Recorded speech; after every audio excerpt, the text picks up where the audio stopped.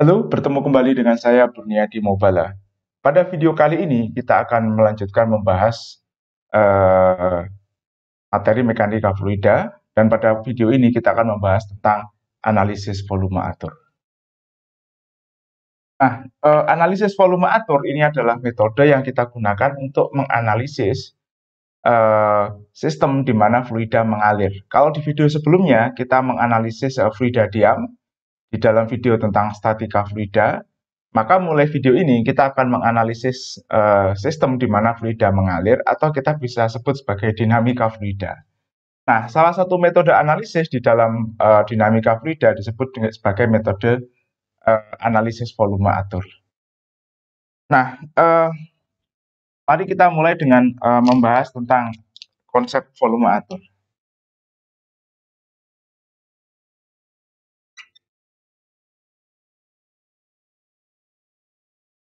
Apa yang dimaksud dengan volume atur atau sering disebut sebagai kontrol volume.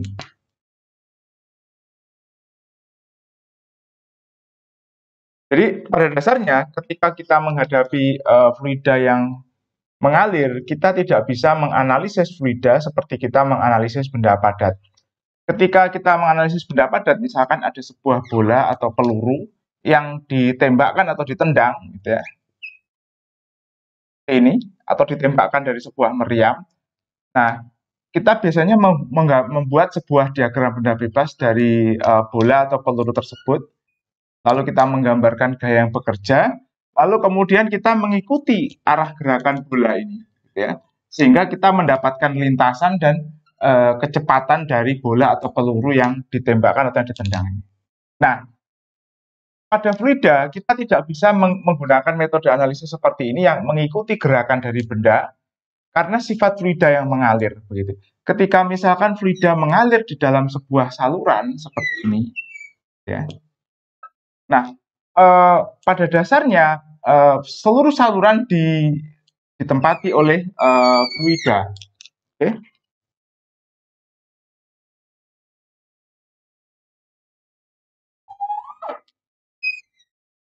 Oke.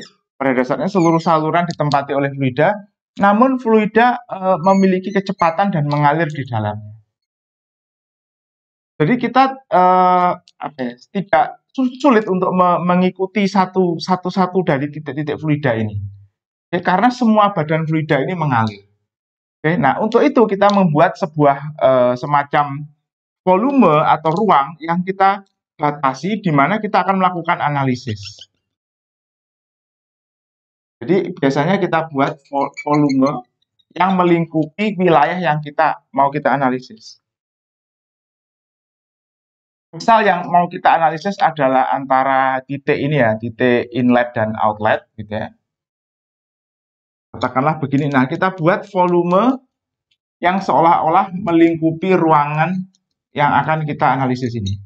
Nah, secara real volume ini atau batas ini tidak ada, batas ruang ini tidak ada. Ruang ini sebenarnya ditempati oleh fluida, tapi seolah-olah kita membuat sebuah batas yang melingkupi fluida dan kemudian memisahkan fluida dengan dinding wadah yang dia tempati. Oke. Nah, kalau kita lihat posisi seperti ini, maka di sini ada jalan untuk masuknya fluida, yaitu inlet. Lalu nanti di sini ada jalan untuk keluarnya fluida, yaitu outlet. Oke. Fluidanya katakanlah bergerak dengan kecepatan V1 yang ketika dia masuk, gitu ya. Ini adalah vektor. Gitu. Ini ketika keluar dia kecepatannya adalah V2. Oke. Nah, ini adalah contoh pendefinisian volume atur. Nanti mungkin di inlet ini ada tekanan gitu ya. Besar misalkan P1. Lalu di outlet ini nanti juga ada tekanan sebesar P2 seperti itu.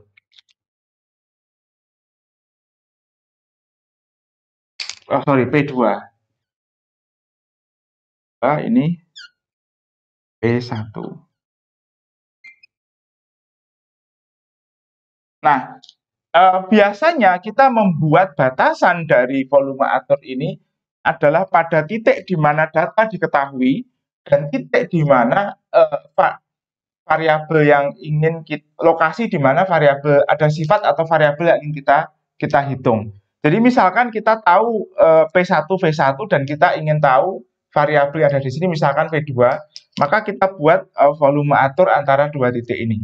Kalau misalkan kita ingin tahu misalkan kecepatan di titik tengah sini, maka kita buat biasanya volume aturnya melewati titik di mana kita ingin tahu, kita ingin menganalisis atau kita ingin menghitung kecepatannya atau tekanannya, seperti itu. Jadi posisi volume atur itu tergantung pada kebutuhan analisis yang akan kita lakukan. Di mana kita tahu datanya, variabel yang diketahui, dan di mana yang ditanyakan, seperti itu.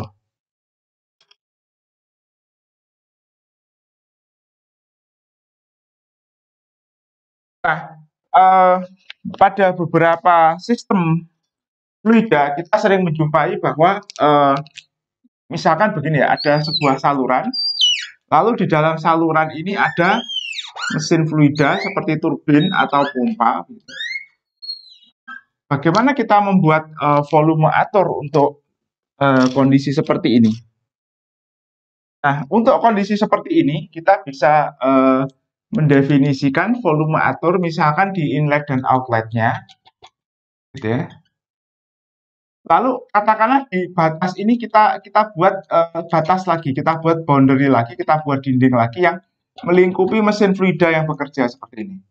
Jadi yang benar-benar berada dalam volume atur itu adalah fluidanya. Kita andaikan di sini ada batas dinding lagi, seperti itu. Kita bisa membuat definisi seperti ini.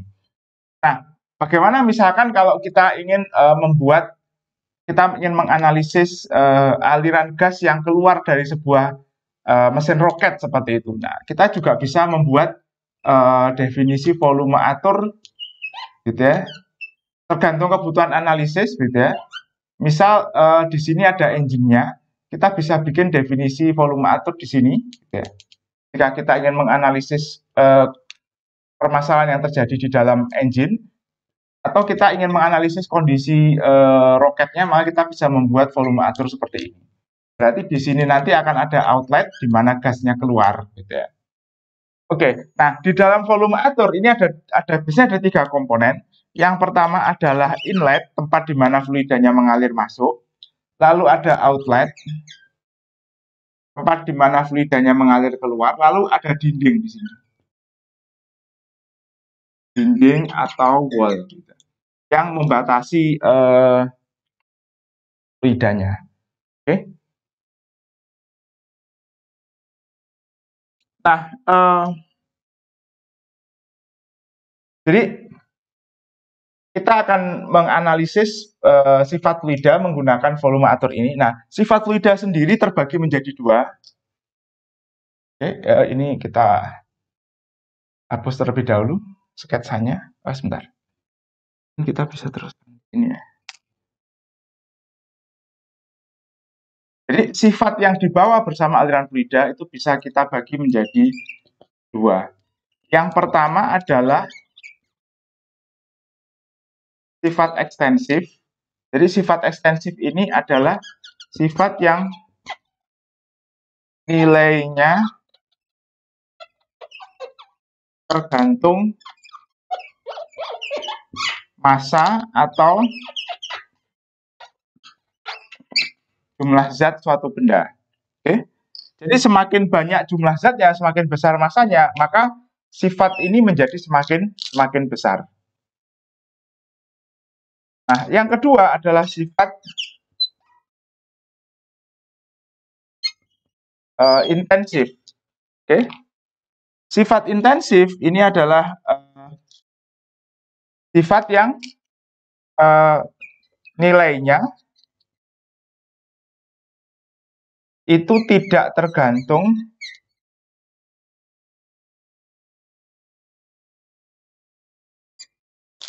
pada massa benda. Oke. Jadi sifat intensif ini tidak tergantung pada ukuran benda. Jadi kalau masanya banyak gitu ya, belum tentu sifat intensifnya menjadi semakin lebih besar juga. Kalau masanya lebih kecil, belum tentu sifat intensifnya juga lebih kecil. Nah, kalau sifat ekstensif ini sifat yang tergantung pada massa benda. Oke. Nah, apa contohnya? Gitu ya. Oke, ini kita hapus terlebih dahulu.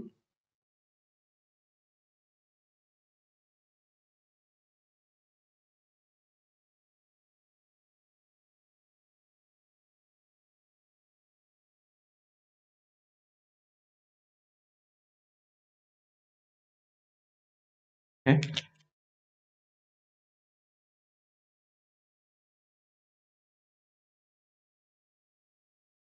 Yang pertama tentu massa sendiri. Oke. Yang kedua, yang penting adalah misalkan energi. Lalu misalkan berat. Oke. Lalu misalkan momentum. Oke.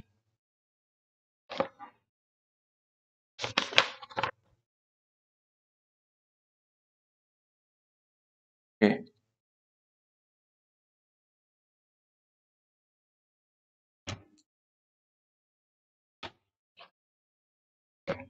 Lalu kemudian gaya.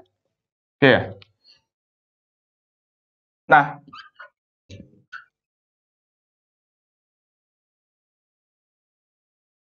sifat intensif contohnya adalah tekanan,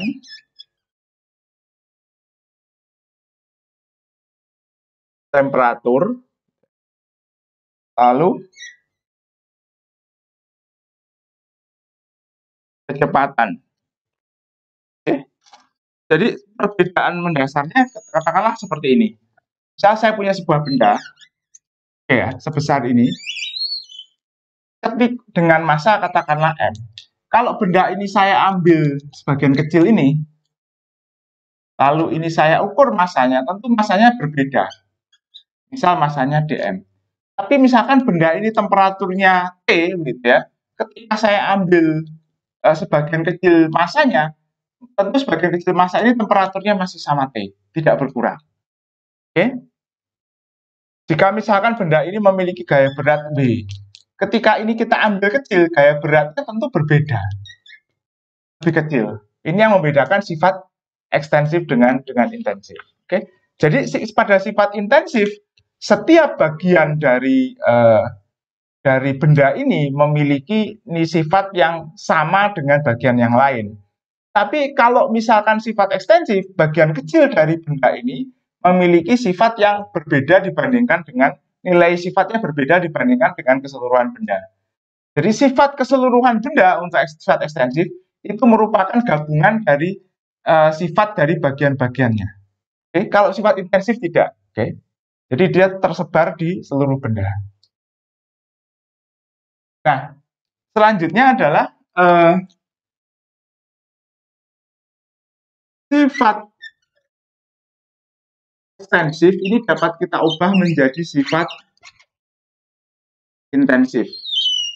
Oke, caranya adalah dengan membagi sifat ekstensif dengan massa atau volume. Oke, nah dalam video ini kita akan mengambil kesepakatan bahwa yang akan kita gunakan untuk mengintensifkan sebuah sifat ekstensif adalah massa. Jadi misal saya punya sebuah sifat ekstensif B,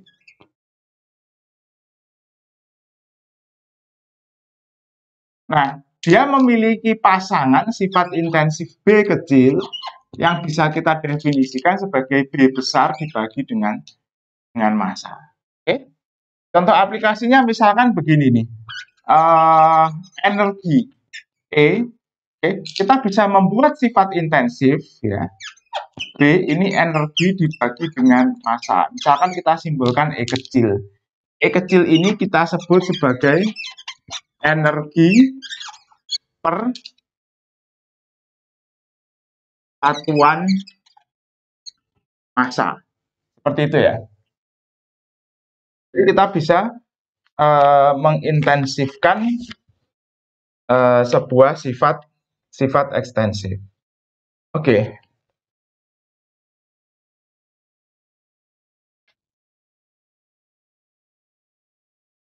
Ups.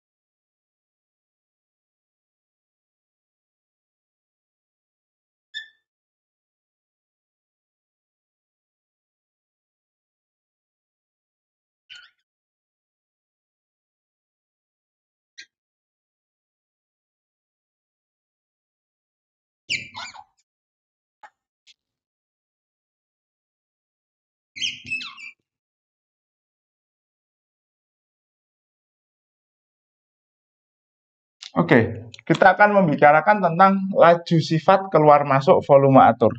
Jadi karena volume atur ini merupakan ruang terbuka, ya,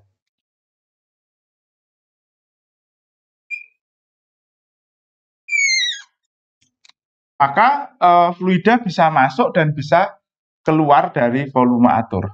Oke. Nah, ketika fluida masuk, dia membawa sifat yang dibawanya bersamanya mengalir bersamanya masuk ke dalam volume atur.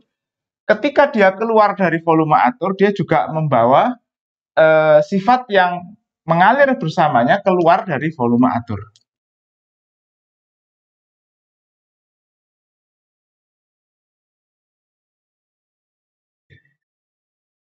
Oke. Nah,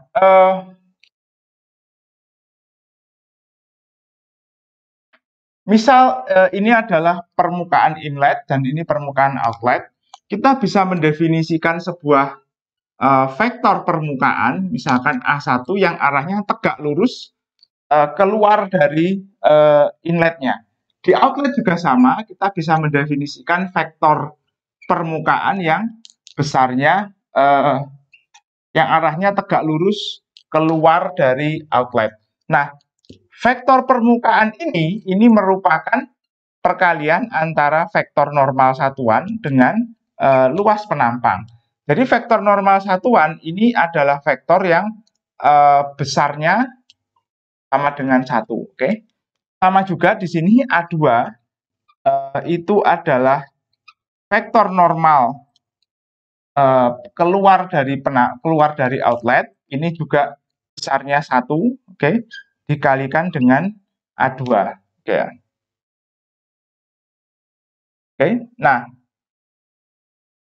kemudian misalkan di sini fluidanya mengalir masuk, katakanlah dengan kecepatan V1, lalu dia juga di titik yang sama ya, mengalir keluar dengan kecepatan V2. Itu ya, ini permukaan 1, ini permukaan 2. Oke. Nah, dari sini kita bisa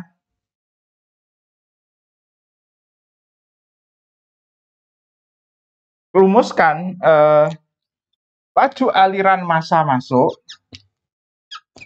itu adalah rho 1, misalkan di sini rho-nya adalah rho 1 kali gitu ya, vektor permukaan 1 kali vektor kecepatan 1. Katakanlah kayak gitu ya. Sedangkan laju aliran massa keluar itu rho 2 A2 dikalikan dengan V2. Laju aliran massa seperti kita pelajari sebelumnya satuannya kilogram per second. Jadi dalam berapa massa fluida yang mengalir masuk per satuan waktu dan berapa massa fluida yang mengalir keluar dari volume atur per satuan waktu. Nah, kalau kemudian kita substitusikan persamaan ini, oke, maka kita peroleh M.1 ini adalah rho 1, gitu ya. Lalu ini A1 dikalikan N1 V1. M.2 ini rho 2 A2 N2, gitu ya, normal vektor 2 kali V2. Nah, kalau kita lihat untuk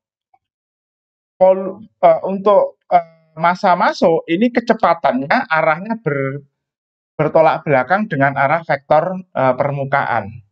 Oke. Jadi ini kalau kita kalikan menggunakan perkalian titik seperti ini sesuai aturan perkalian titik di dalam matematika, maka nanti tandanya minus. Oke ya. Sementara ini yang searah nanti tandanya menjadi positif. Jadi kalau kita lihat ini nanti M1 ini rho 1 gitu ya. A1 kali PN1. Sorry, ini harusnya ada minus ya. Minus. Lalu M2 ini min rho 2 A2 PN2. Nah, PN1 dan PN2 ini adalah komponen dari V1 dan V2 yang tegak lurus A1 A2. Oke. Jadi katakanlah ini secara umum dia bisa miring begini ya masuknya gitu ya. Ini misalkan ini V1-nya, yang tegak lurus ini adalah PN1. Jadi katakanlah dia misalkan bisa V2-nya ke sana, maka yang miring ini adalah, yang tegak lurus ini adalah VN2. Oke ya. Nah, ini yang penting.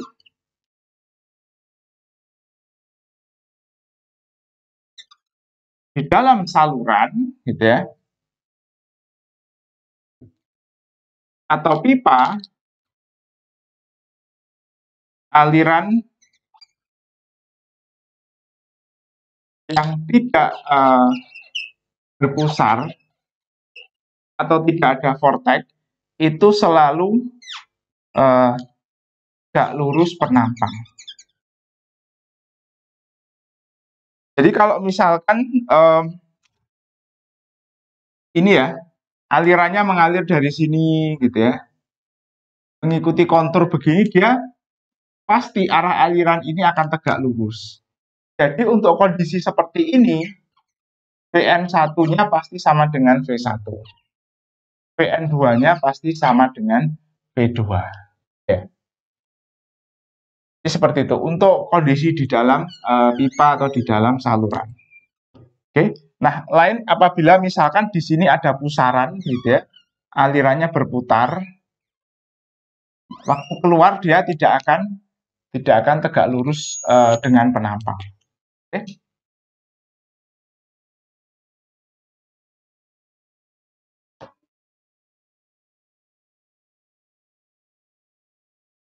Nah, jadi untuk sebuah sifat ekstensif B, dia mengalir masuk gitu ya, bersama dengan massa itu sebesar B1 kali M.1. Oke. Sorry, ini minus ya, karena tandanya minus di sini. Oke. Atau rho 1 A1 V1. Untuk B2, dia mengalir masuk sebesar B2 M.2 atau B2 rho 2 A2 B2. Oke. Nah, jadi laju aliran netonya itu adalah B1 ditambah B2. Karena ini minus, kita tulis di belakang. Ya. B2 M.2 dikurangi B1 M.1 atau B2 Rho 2 A2 V2 B1 Rho 1 A1 B1 dikurangi, begitu ya. Dengan asumsi bahwa V2 dan V1-nya ini nanti tegak lurus outlet dan tegak lurus dengan inlet. Oke.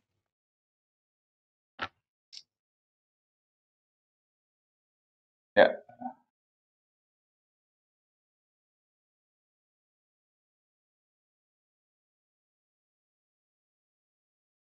Ini kita hapus dulu ya.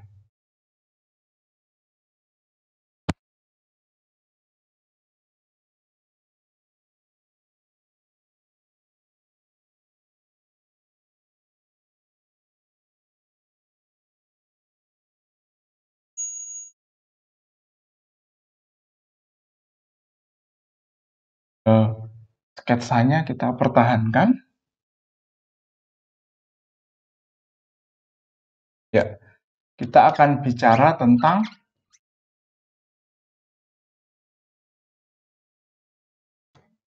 teorema transport Reynolds. Oke. Jadi teorema transport Reynolds ini berbicara tentang bagaimana laju perubahan di dalam pada sistem volume atur. Oke. Nah, pada dasarnya pernyataan teorema transport Reynolds ini kita bisa tuliskan seperti ini.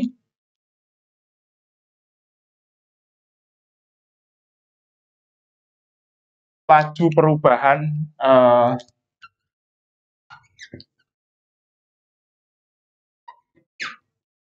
sifat ekstensif B, oke,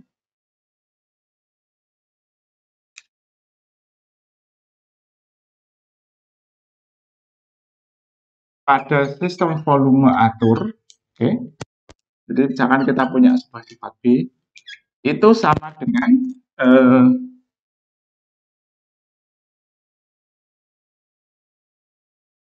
laju perubahan sifat B di dalam volume atur, oke, ditambah dengan laju neto sifat B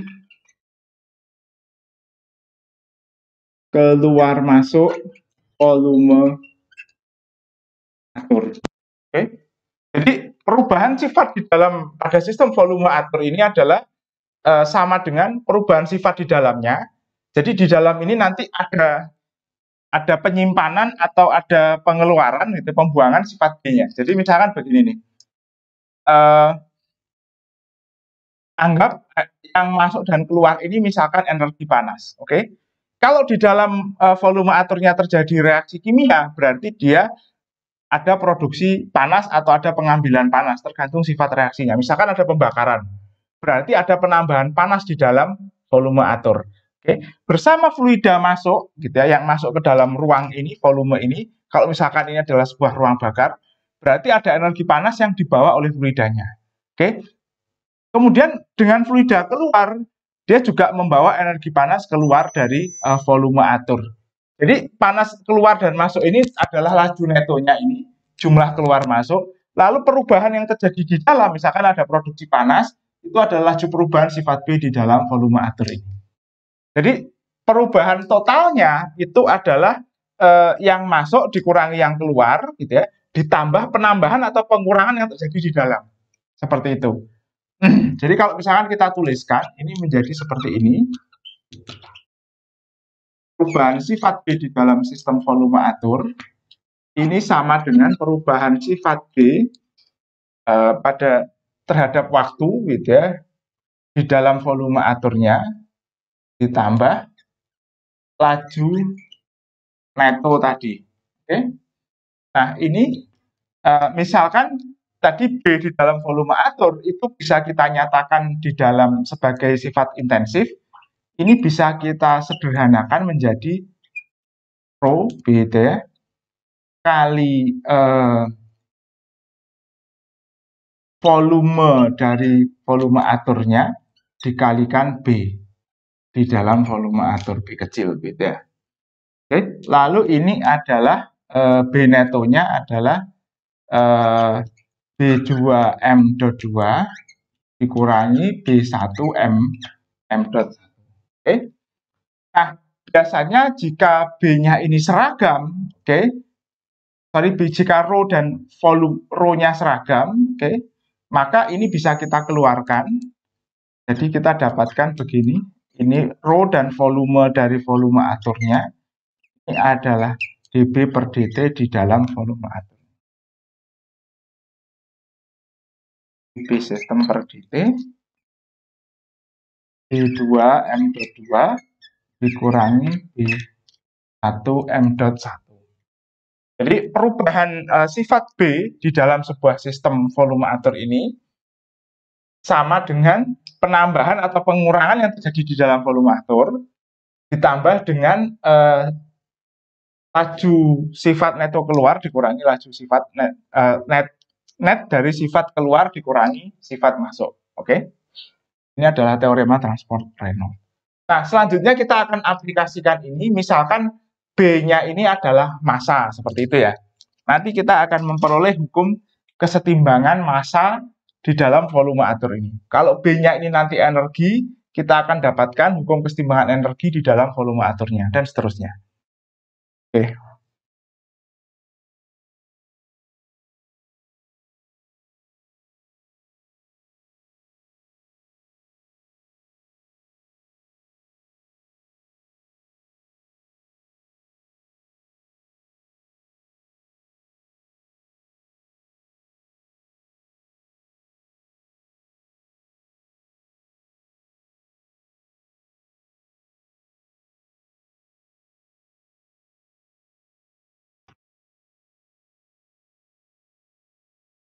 Oke, kita mulai dari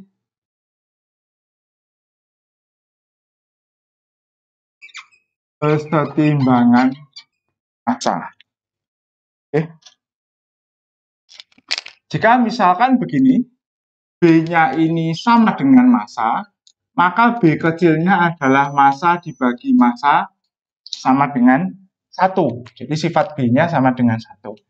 Nah, jadi kalau misalkan berarti ini perubahan massa di dalam sistem persatuan waktu ini sama dengan rho volume dari kontrol volume dikalikan D1 per dt dalam kontrol volume. Oke. Lalu ini tadi B-nya 1 berarti ini M.2 kali 1 dikurangi 1 M.1. Oke.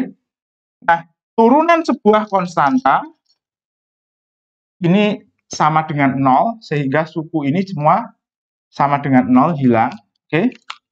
Sehingga kita peroleh perubahan massa sistem terhadap waktu itu sama dengan laju massa masuk dikurangi laju massa keluar. Oh, sorry, laju massa keluar dikurangi laju massa masuk, kebalik.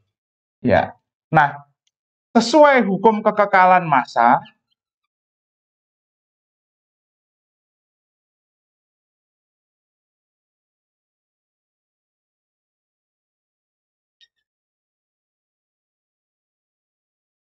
massa sistem itu tetap gitu ya. Tidak bisa diciptakan, tidak bisa dimusnahkan. Maka dm sistem per dt itu sama dengan 0. Sehingga kita peroleh dari sini, karena dm sistem per dt sama dengan 0, M.2 dikurangi M.1 sama dengan 0. Atau dengan kata lain, kita peroleh bahwa M.1 sama dengan M.2. Nah, ini bisa kita jabarkan. Ini adalah rho 1 P1A1, ini rho 2 P2 A2. Oke. Nah, kita bisa sederhanakan lebih lanjut. Untuk fluida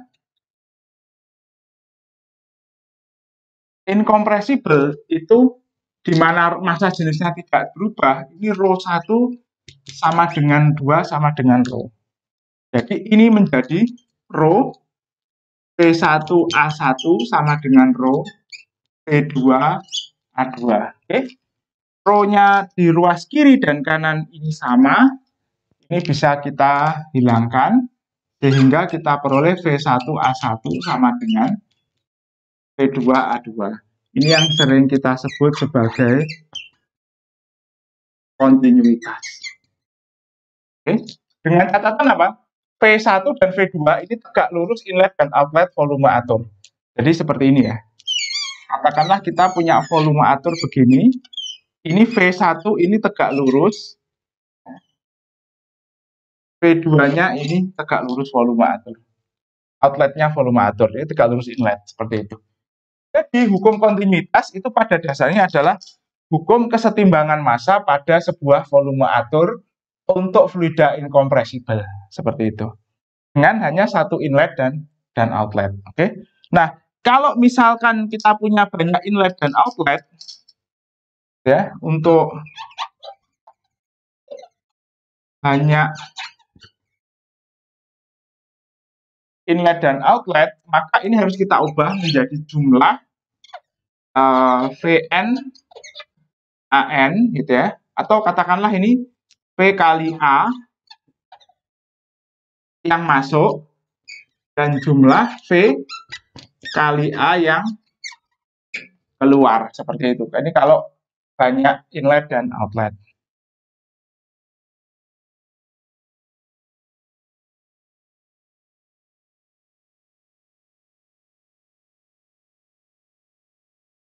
Tapi pada dasarnya kita jarang ketemu yang banyak ini ya. Paling banyak ini paling nanti ketemu di percabangan pipa, kasus-kasus semacam ini. Tapi biasanya di sistem-sistem yang lain itu inletnya satu, outletnya satu. Misalkan turbin, pompa, gitu ya. Itu inlet satu, outlet satu. Kita hapus dulu dari sini.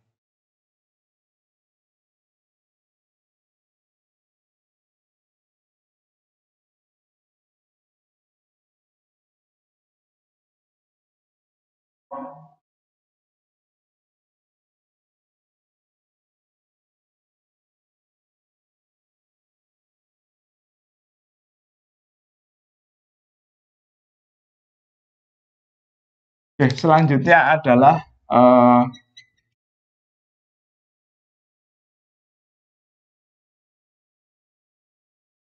ketimbangan energi.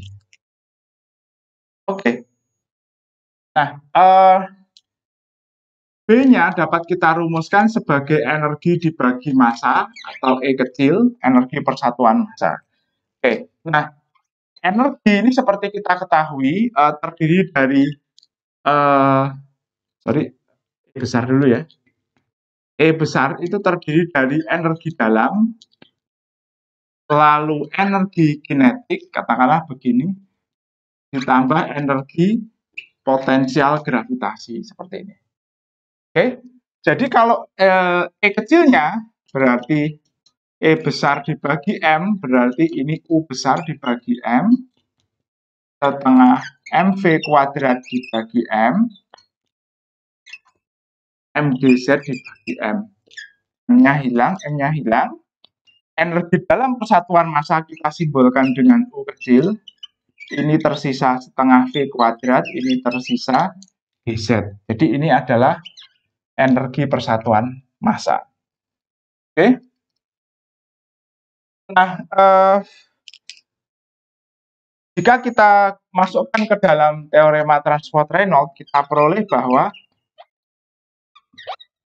perubahan energi sistem terhadap waktu ini adalah ρ kali volume kontrol volume dikalikan perubahan energi di dalam volume atur. Oke, lalu kemudian ini adalah M.2 E2 dikurangi M.1 E1 seperti ini. Nah, apabila kita menganalisis kondisi steady state, oke, sebagaimana banyak sistem teknik, ini kita peroleh bahwa di dalam volume atur ini tidak ada perubahan energi. Oke, tidak ada penambahan atau pengurangan energi di dalam volume atur. Ya. Tidak ada penyimpanan atau pengambilan energi di volume aturnya. Jadi ini sama dengan 0. Sehingga dari sini perubahan energi dari sistem ini itu sama dengan energi yang keluar dikurangi energi yang dibawa masuk oleh aliran. Oke. Nah, berdasarkan hukum pertama termodinamika, kita ketahui bahwa perubahan energi itu adalah laju perubahan perpindahan panas dikurangi dengan kerja. Oke. Jadi ini dari hukum pertama termodinamika. Nah, ini bisa kita substitusikan ke sini sehingga kita peroleh bahwa I dot dikurangi W dot ini adalah M2E2 dikurangi M1 E1. Oke. Nah, W dot itu nanti terdiri dari kerja poros gitu ya, ditambah dengan kerja aliran. Nah, kerja poros apa? Jadi jika di dalam volume atur tadi ada misalkan turbin, pompa, atau mesin-mesin lain yang mengubah energi aliran itu menjadi putaran poros. Oke? Nah, kerja aliran nanti kita definisikan. Ini kerja porosnya terlebih dahulu. Ini terdiri dari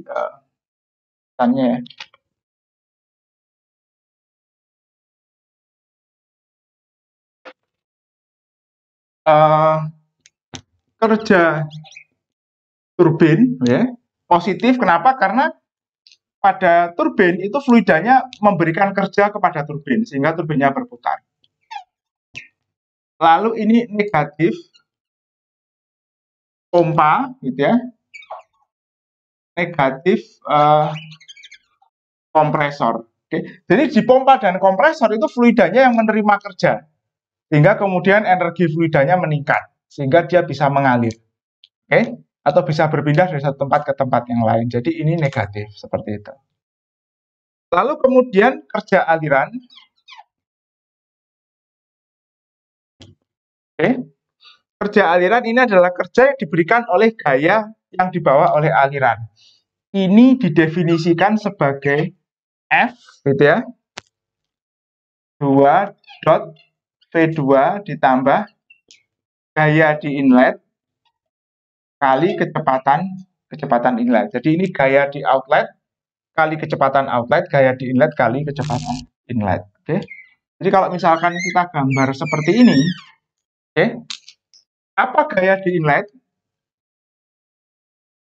Di inlet ini ada tekanan, oke. P1, lalu kemudian kita ingat ada vektor permukaan.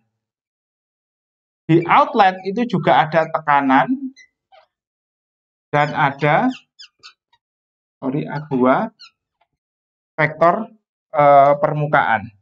Jadi gaya di inlet itu adalah P1 kali vektor permukaan.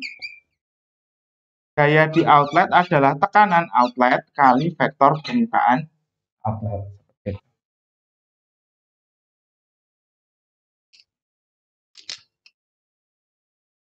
Nah, ini bisa kita gambarkan lebih lanjut, ya. Jadi ini kita bisa substitusikan ke sini, sehingga kita peroleh kerja aliran ini adalah P2 A2 dot P2 ditambah P1 A1 dot P1. Oke. Nah, ini sama seperti tadi ketika kita menganalisis aliran massa. Oke ya. Jadi A2V2 itu arahnya searah, dia positif. Oke. Jadi ini kita bisa ganti dengan nilai kecepatan dan luas penampangnya. A1V1 karena V-nya ini masuk ke dalam V1, V-nya keluar V2, ini jadi berbeda arah, jadi negatif. Oke, ini min P1A1 P1 seperti ini. Oke. Nah, ini bisa kita ubah menjadi begini. P2 Rho 2 kali Rho 2 A2 V2 P1 Rho 1 ini Rho 1 A1 V1. Nah, kalau kita lihat Rho dan Rho saling menghilangkan, Rho dan Rho saling menghilangkan. Oke. Nah, sementara ini M.2 ini sama dengan M.1. Jadi, ini sama dengan M.2 P2 Rho 2 dikurangi M.1 P1 Rho 1. Nah, kemudian ini bisa kita masukkan ke sini, dan ini kemudian kita kembalikan ke sini. Oke. Jadi kita peroleh I dot ya dikurangi dengan W shaft-nya, ini dikurangi dengan W shaft-nya adalah W dot turbin, oke, dikurangi W dot pompa, dikurangi W dot kompresor, ditambah kerja aliran. Kerja alirannya adalah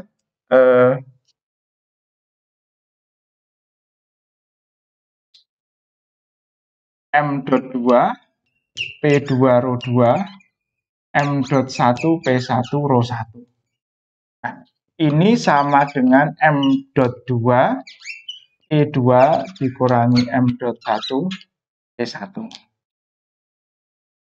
Nah, ini bisa kita jabarkan lebih lanjut ya, dengan mensubstitusikan persamaan ini, energi persatuan massa. Jadi, ini kita peroleh, agak bergeser, I dot ini masuk, min W turbin ini menjadi positif, W pompa, positif W kompresor, gitu ya. Lalu ini menjadi negatif, M2 P2 Rho 2 positif, M1 P1 Rho 1. Ini sama dengan M.2 U2 kecil setengah V2 kuadrat ditambah V2 ini dikurangi M.1 U1 setengah V1 kuadrat GZ1 ya, ini. Nah, kemudian ini bisa kita atur ya, jadi suku yang mengandung M1 kita bisa pindahkan ke kiri, mengandung M2 tetap di kanan, lalu yang negatif di kiri bisa kita pindahkan ke kanan sehingga tandanya semuanya positif.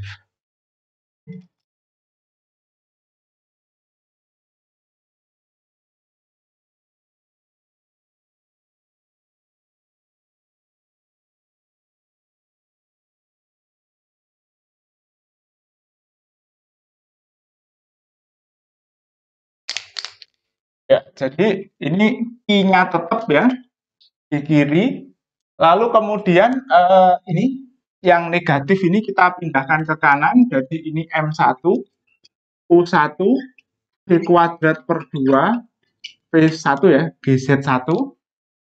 Lalu kemudian ini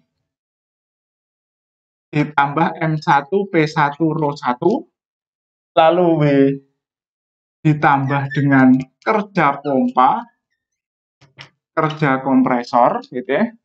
Ini sama dengan M2 U2 P2 kuadrat per 2 GZ2, oke, ini lalu ditambah W turbin. W dot turbin. Jadi ini adalah kesetimbangan energi secara umum. Oke, nah sekarang begini, ini kita akan masukkan gitu ya, masukkan ke dalam sehingga kita peroleh begini, Q dot ini ditambah M1 U1 P1 per Rho 1 gitu ya, ditambah P1 kuadrat per 2 GZ1 gitu ya. Oke, kurung tutup ditambah WP ditambah W kompresor sama dengan, oh ini tadi kurang, M2 ini pindah ya, P2 per Rho 2. Oke. Nah ini sama, sekarang kita masukkan juga ke dalam U2 P2 per Rho 2 P2 kuadrat per 2 ini GZ2 ditambah dengan W turbin. Oke. Nah, kalau kita ingat dari termodinamika, U ditambah P per Rho atau U ditambah PV, di mana V kecil ini separuh, ini disebut sebagai entalpi. Oke. Jadi kalau kita lihat ini, bisa kita tulis gitu ya, I dot gitu ya, ditambah M dot 1 ini H1 T1 kuadrat per 2 GZ1, oke. Lalu ditambah dengan kerja pompa, ditambah dengan kerja kompresor, oke. Ini sama dengan M2 H2 P2 per 2 GZ2 ditambah W turbin. Oke.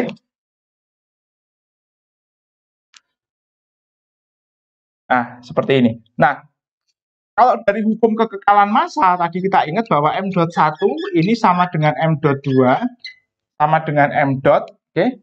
Jadi persamaan ini dapat kita sederhanakan lagi.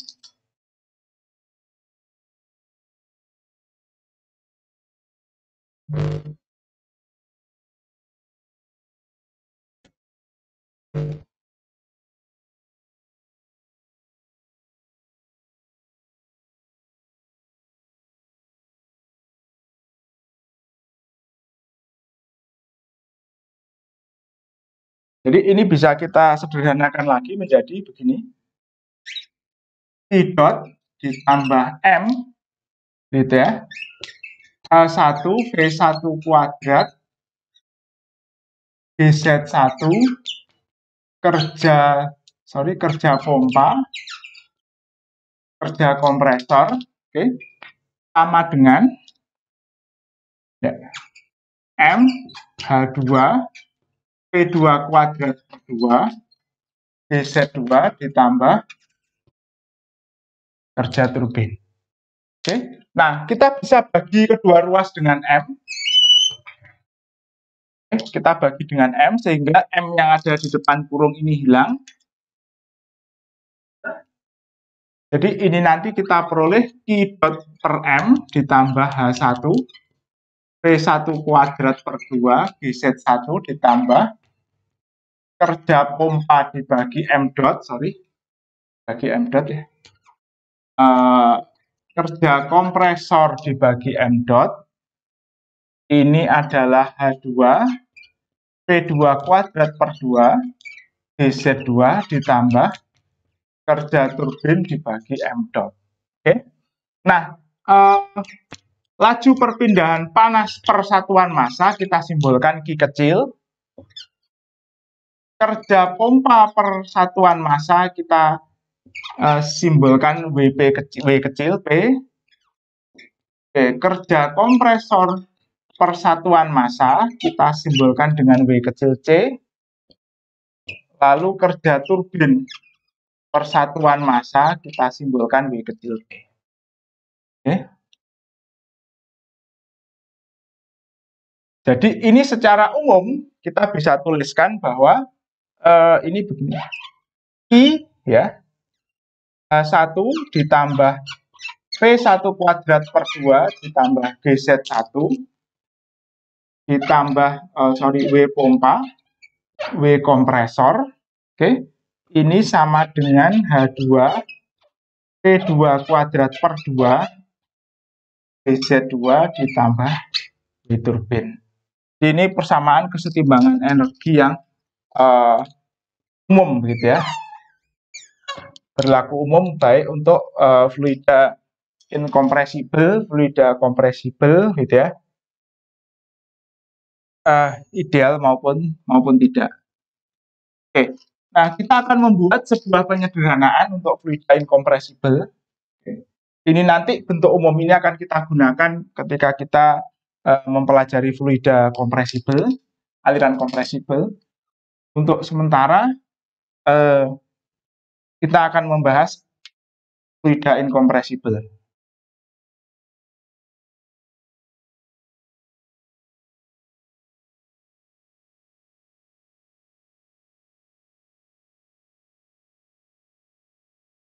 Nah, pada fluida inkompresibel,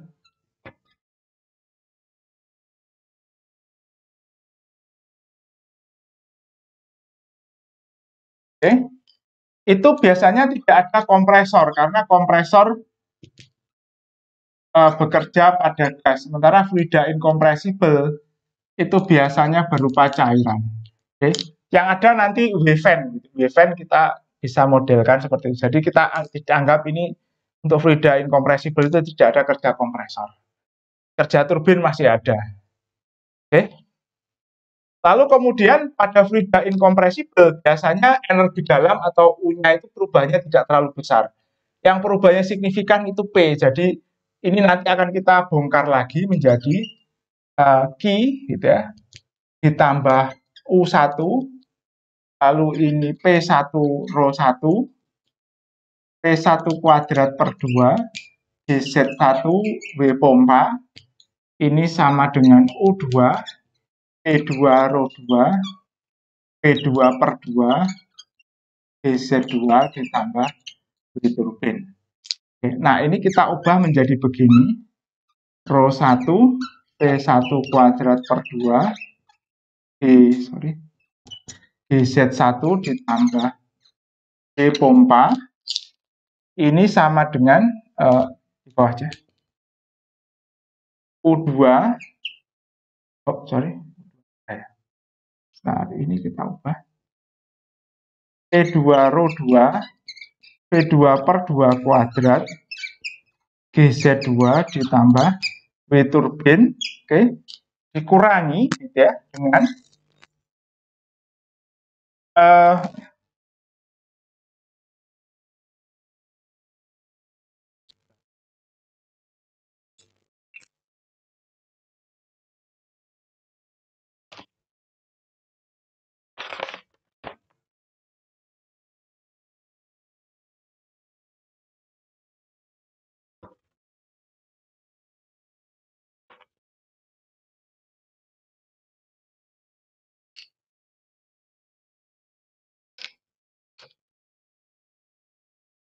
U1 dikurangi U2 ya, ditambah Q. Nah, biasanya suku U1 dikurangi U2 ditambah Q ini adalah suku yang mencerminkan kehilangan energi. Ini biasanya kita samakan dengan G kali head loss, karena ini suku yang mencerminkan losses atau kehilangan. Karena sesuai dengan hukum kedua termodinamika, U1 dan U2 ini tidak bisa bertambah. Gitu. U2 tidak bisa lebih besar daripada U1, gitu ya. Yang bisa adalah sama, itu kondisi idealnya, atau U1 lebih kecil daripada U2. Jadi suku ini, U2 lebih kecil daripada U1. Jadi suku ini pasti bernilai positif. Dan minusnya nanti bernilai negatif yang akan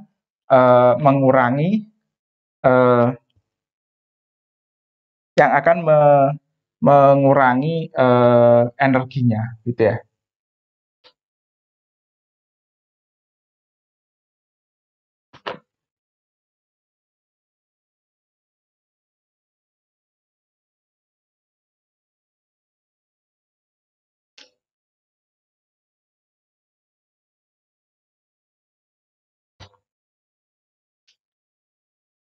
Oh, sorry, ini kebalik ya, ini U2 dikurangi U1. Oke.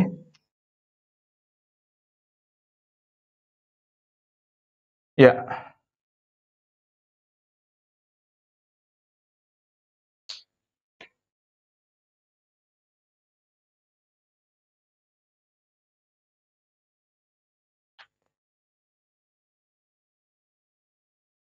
Oke. Nah, jadi kemudian W pompa itu bisa kita nyatakan G pompa kali head pompa, W turbin kita nyatakan kali head turbin. Nah, ini adalah head. Head ini adalah energi yang dinyatakan dalam satuan panjang atau tekanan yang dinyatakan dalam satuan panjang. Jadi head itu sebenarnya mencerminkan seberapa tinggi sebuah fluida itu dapat naik setelah dipompa. Jadi ini istilah head ini munculnya dari pompa, gitu ya. Jadi kalau kita memompa fluida, itu seberapa tinggi nanti fluidanya dapat naik, ini yang dinamakan dengan head. Jadi kalau ini sebenarnya satuan energi kan bukan panjang, gitu, tidak sama dengan satuan panjang. Tapi kalau kita bicara tentang pemompaan, gitu ya, itu nanti kita sebenarnya bicara yang ingin kita ketahui adalah seberapa tinggi fluidanya bisa naik setelah dipompa. Nah, kenaikan ini dinyatakan dalam satuan panjang. Jadi besarnya energi itu lebih enak kalau kita bikin ekuivalensi dengan satuan panjangnya atau satuan tinggi. Sehingga kita bisa memperkirakan berapa jauh fluidanya akan naik.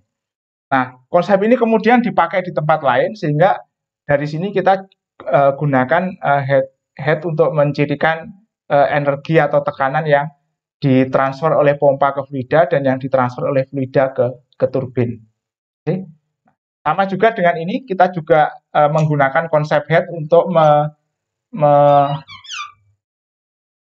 mewakili losses yang terjadi di dalam aliran fluidanya. Oke. Nah, jadi dengan demikian ini bisa kita tuliskan, gitu ya, persamaan kesetimbangan energi untuk fluida incompressible ini menjadi seperti ini.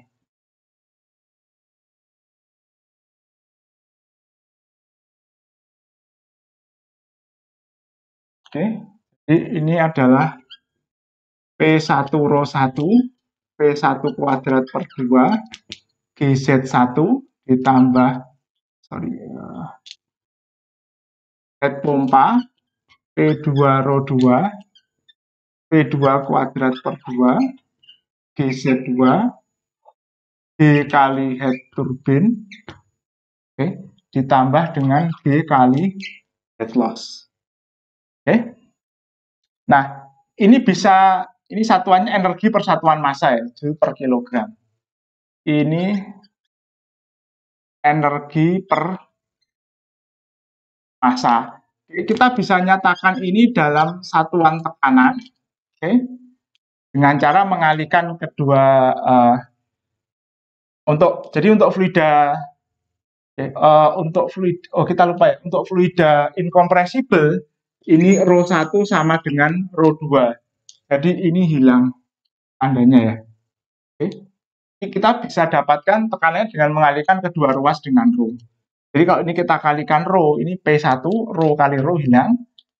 Ini P1 ditambah, ini setengah rho V1 kuadrat, ini rho GZ1, rho G head pompa. Oke. Ini sama dengan P2 setengah rho V2 kuadrat, rho GZ2, rho G head turbin, ditambah rho G kali head loss. Nah, karena satuan tekanan, rho G kali head loss itu kita namakan dengan delta P atau pressure drop atau kehilangan tekanan. Jadi akibat adanya head loss ini, maka tekanan di inlet itu akan lebih besar daripada tekanan di outlet. Oke, satuan tekanan. Nah, lalu kemudian yang kedua adalah satuan panjang atau head. Oke, ini bisa kita peroleh dengan membagi keduanya ini dengan membagi ini dengan G. Jadi G-nya hilang.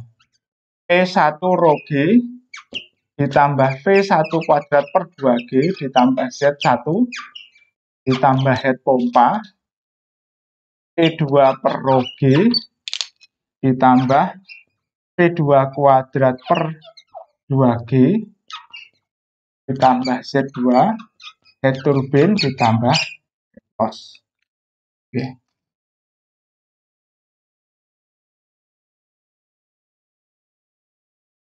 Oke. Nah, ini untuk satuan SI. Oke ya. Jadi ini untuk satuan SI, ini untuk satuan SI, ini untuk satuan SI. Nah, untuk satuan British, oke, pertama adalah tekanan. Ini menjadi seperti ini. Setengah 2GC.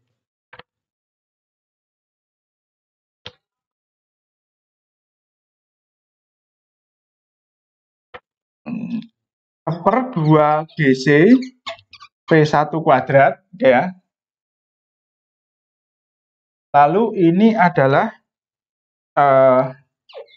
rho G per GC Z1. Lalu ini rho G per GC head pompa.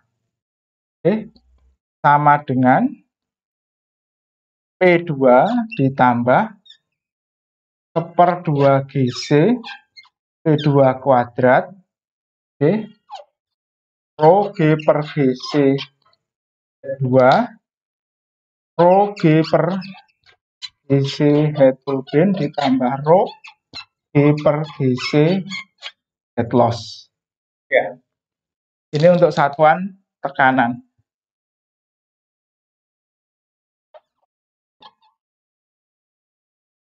Untuk headnya pada satuan British sedikit berbeda. P1 per rho. Oke. Ini ditambah V1 kuadrat per 2 GC ditambah G per GC Z1 head pompa, oke, P2 per rho, P2 kuadrat 2GC, G per GC Z2, G per GC head turbin, G per GC head loss. Oke. Ini untuk satuan British. GC seperti yang sudah kita bahas di video sebelumnya adalah constant of proportionality. Jadi dia mengubah pound mass menjadi pound force dan sebaliknya. Oke. Kita hapus lebih dulu.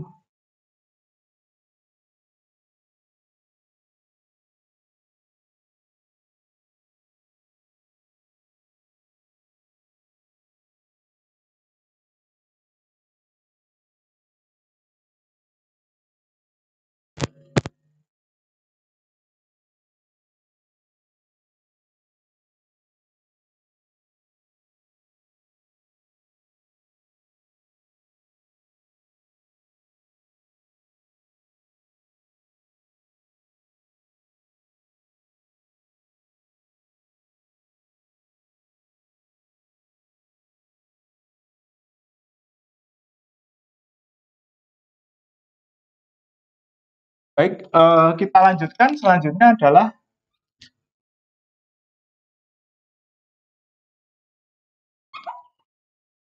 kesetimbangan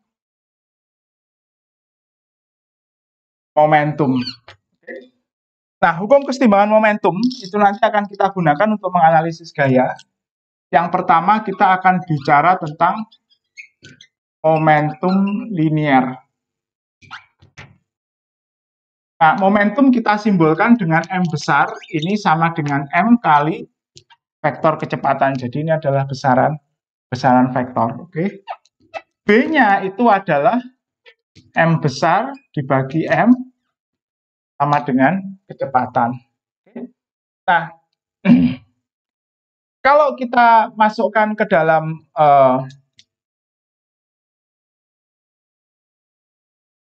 teorema transport Reynolds, nanti akan kita peroleh begini. Rho V, CV ini adalah kecepatan volume atur ditambah M dot 2 P2 okay, dikurangi M dot 1 P1 seperti ini. Okay.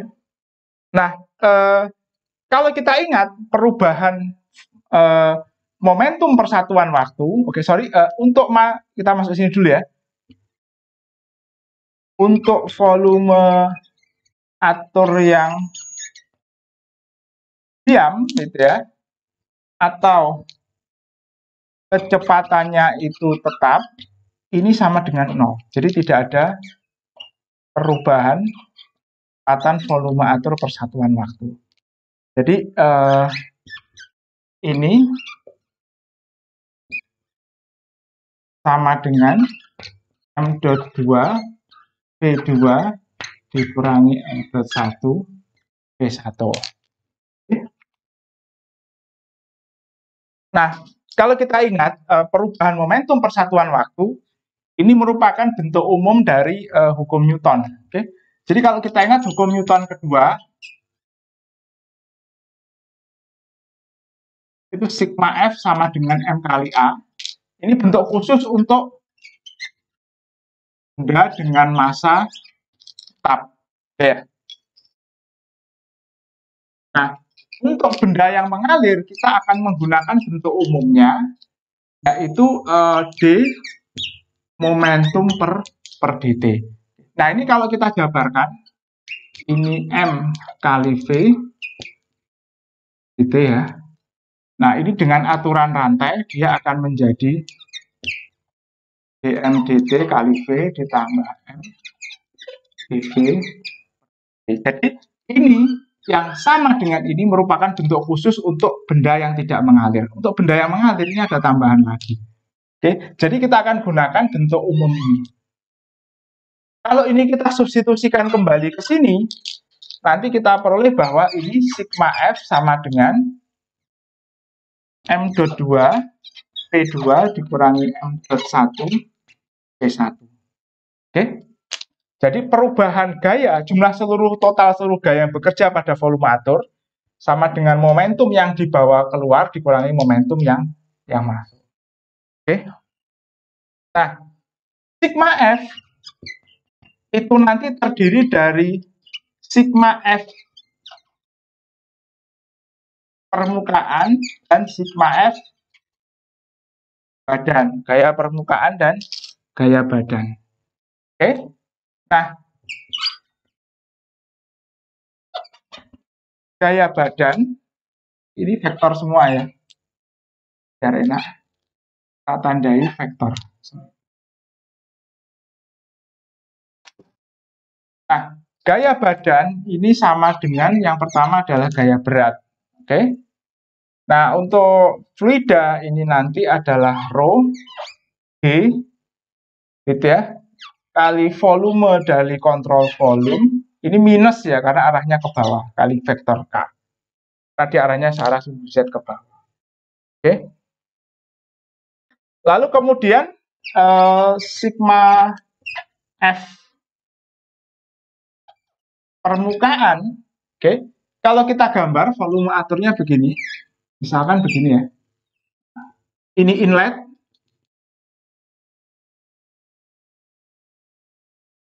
Seperti sudah kita jabarkan tadi, di sini ada tekanan. Oke. P1 lalu ada vektor A1 ke sana. Di sini juga ada tekanan P2 dan di sini ada vektor A2 yang mengarah ke sana. Nah, F permukaan ini adalah jumlah dari F1 P1A1 ditambah sama dengan, dan ini F2 P2 A2. Oke. Nah, untuk fluida nyata, kalau fluidanya ini mengalir ke sana, nanti di sini ada gaya geser akibat viskositas di dinding ini. Oke, di sini ada gaya geser. Tapi untuk fluida ideal, kita anggap viskositasnya 0, jadi ini tidak kita perhitungkan. Sehingga ini nanti kita anggap sebagai jumlah dari F1 dan F2. Ini P1, vektor permukaan 1, P2, vektor permukaan 2. Nah, ini kalau kita masukkan ke sini, nanti kita peroleh P1A1, P2 vektor permukaan 2, minus gitu ya, gaya badannya, Rho-G, volume dari kontrol volume, kali K, vektor unit vektor ke arah sumbu Z, ini M.2 V2, M.1 V1. Jadi ini nanti di pusat masanya ini akan ada gaya W-nya yang ke bawah. Di sini nanti akan ada gaya F1 di sini. Sorry, ini tambah satu lagi ya. Ini tambah satu lagi F reaksi. F reaksi ini adalah gaya reaksi yang diberikan oleh pipa ke dalam kontrol volume. Jadi katakanlah ini ke sana. Oke. Jadi nanti kita bisa menghitung gaya yang diberikan oleh fluida ke pipa, gitu ya, dan gaya yang ditahan oleh penahan pipa atau support pipa dari menghitung F reaksi ini. Jadi ini persamaan kesetimbangan momentum untuk fluida ideal pada volume atur. Oke. Nah, selanjutnya kita akan membahas tentang momentum sudut, gitu ya. Hapus.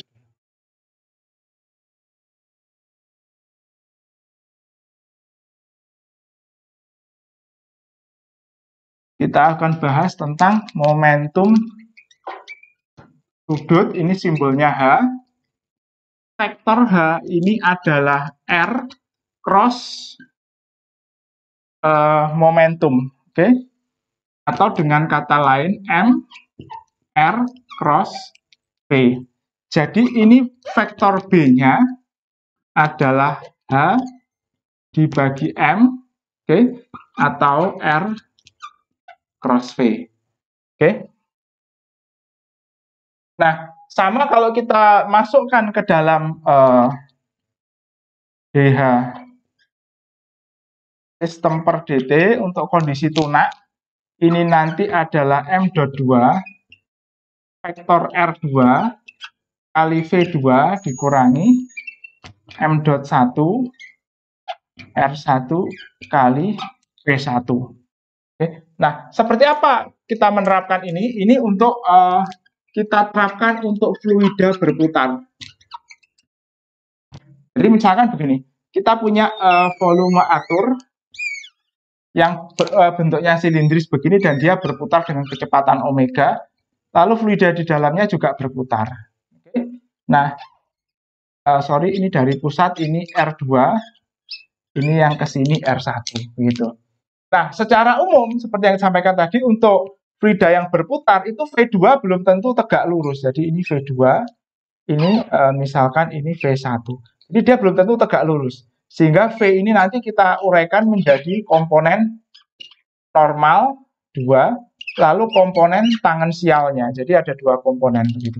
Tangensial ini yang menyentuh atau sejajar dengan kurva outletnya, normal yang tegak lurus. Oke.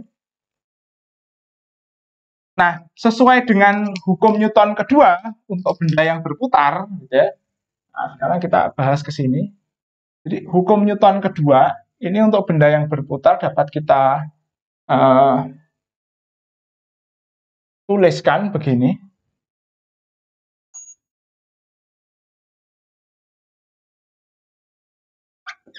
Yang bagi ini sigma torsi atau momen itu adalah perubahan momentum sudut per detik.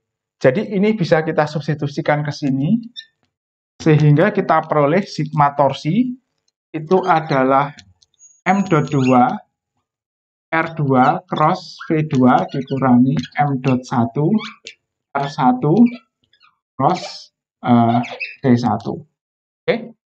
Nah, V-nya ini kita uraikan menjadi komponen normal ditambah komponen tangensial. Nah, kalau ini kita cross-kan begini, ini nanti sama dengan R cross V normal ditambah R cross V tangensial. Oke. Nah, seperti kita lihat tadi. Nah, misalkan ini vektor kecepatan begini ya. Oh, sorry, ini vektor R-nya begini. Nah, vektor R ini selalu tegak lurus kurva lingkarannya. Oke. Lalu misalkan V-nya ke sana, ini bisa kita uraikan menjadi komponen tangensial, komponen normal. Oke. Nah, sesuai dengan hukum perkalian silang ini, kalau ini normal sejajar, maka ini sama dengan 0. Jadi R Pn ini sama dengan 0. R cross V tangensialnya ini yang tidak sama dengan 0. Oke. Tapi ini bisa kita sama dengankan R kali V karena ini tegak lurus ya. Ini besarnya jari-jari, besarnya kecepatan sin theta. Sin theta itu adalah sudut antara ini. Karena ini 90 sama dengan 1, ini nanti besarnya itu sama dengan R V tangensial. V tangensial. Jadi ini bisa kita sederhanakan nanti. Ya, kita hapus dulu ya.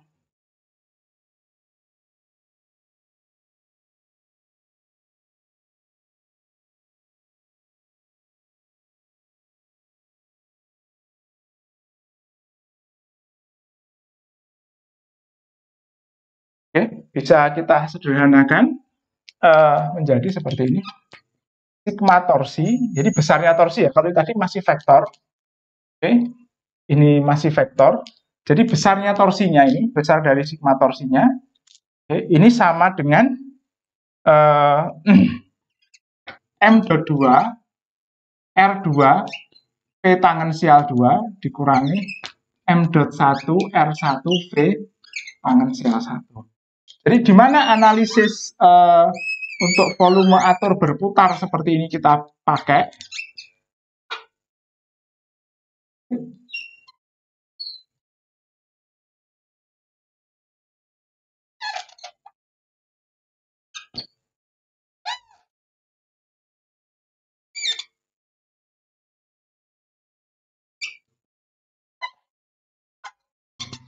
N2. Nah, di mana analisis volume atur berputar seperti ini kita gunakan? Ini kita gunakan untuk menganalisis pompa dan turbin. Oke? Jadi aplikasinya nanti di pompa dan kompresor atau di mesin fluida. Oke? Karena ini bendanya berputar, lalu fluida masuk mengikuti putaran bendanya, dan kemudian dia keluar. Jadi kita gunakan volume atur berputar, dan konsep yang kita pakai bukan gaya tapi nanti torsi. Nah, kalau nanti kita hubungkan gitu ya, daya itu adalah torsi kali omega, sehingga nanti daya dari mesin fluida yang berputar ini nanti sama dengan, nah ini nanti kan M.1 sama dengan M.2 sesuai dengan kekekalan massa, jadi ini nanti M. omega R V tangensial 2 dikurangi R2 V tangensial 2 R1 V tangensial 1. Kalau dalam mesin fluida ini adalah istilahnya CU2, ini nanti istilahnya CU1. Jadi kecepatan absolut yang tangensial gitu ya ke arah lingkaran dari kontrol volumenya gitu ya. dikalikan dengan jari-jari seperti itu. Jadi kita bisa menganalisis dayanya dari laju aliran massa, dari putaran kontrol volumenya, putaran atau putaran mesinnya, dikalikan dengan kecepatan fluida masuk dan keluar. Jadi dari sini kita tadi mendapatkan hukum kekekalan massa, kemudian hukum kesetimbangan massa, kesetimbangan energi, lalu kesetimbangan momentum linear dan momentum sudut. Oke. Nah, biasanya untuk analisis aliran di dalam pipa, kita hanya menggunakan kesetimbangan massa dan kesetimbangan energi, karena kita hanya ingin mengetahui tekanan dan kecepatan. Tapi jika kita ingin mengetahui gaya, kita harus menggunakan analisis kesetimbangan momentum. Jadi aplikasinya seperti itu. Oke. Mengapa kok dalam analisis aliran yang kita butuhkan kesetimbangan massa dan energi? Karena kita ingin mengetahui biasanya tekanan dan kecepatan. Oke. Jadi ada dua variabel pada dasarnya, sehingga kita butuh lebih dari satu persamaan. Jadi kita gunakan kesetimbangan massa dan kesetimbangan energi. Nah, demikian pula ketika kita melakukan misalkan analisis kesetimbangan momentum, V2 dan V1-nya nanti ini harus diketahui atau dicari dari menggunakan persamaan yang lain begitu. Kita tidak bisa langsung menggunakan ini karena ini ada di ruas kanan. Kita harus tahu dulu supaya bisa menghitung torsinya atau menghitung dayanya. Baik, itu video kita tentang analisis volume atur selesai. Sampai jumpa di video selanjutnya.